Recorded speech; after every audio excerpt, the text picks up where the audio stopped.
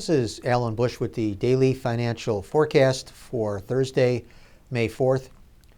Starting out with the stock index futures, did see higher prices in the overnight trade. However, a little pressure developing more recently with the factory orders report coming in a little weaker than expected. But overall, futures are closing in on historical highs. So nothing has changed in our long-term view, still thinking higher in the indices.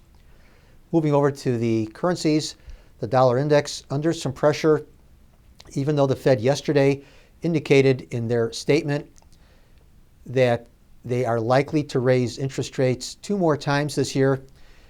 So that is really not the best of signs for the dollar, for it to be lower on bullish news. However, our thinking is that the Fed may only be raising rates one additional time this year. Also seeing some gains in the euro currency and the pound with economic reports.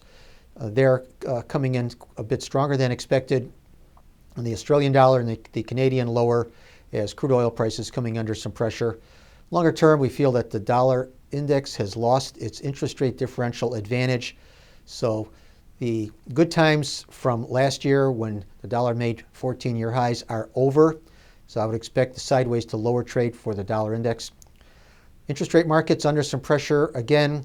As flight to quality longs continue to be liquidated, especially at the long end of the curve. And we do feel that the bonds will continue to work lower as inflation accelerates.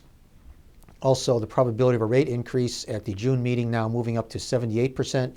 Yesterday it was 71%. So everything working for the most part as we had expected. Stock index futures higher, dollar generally weaker, bonds lower except for the gold market.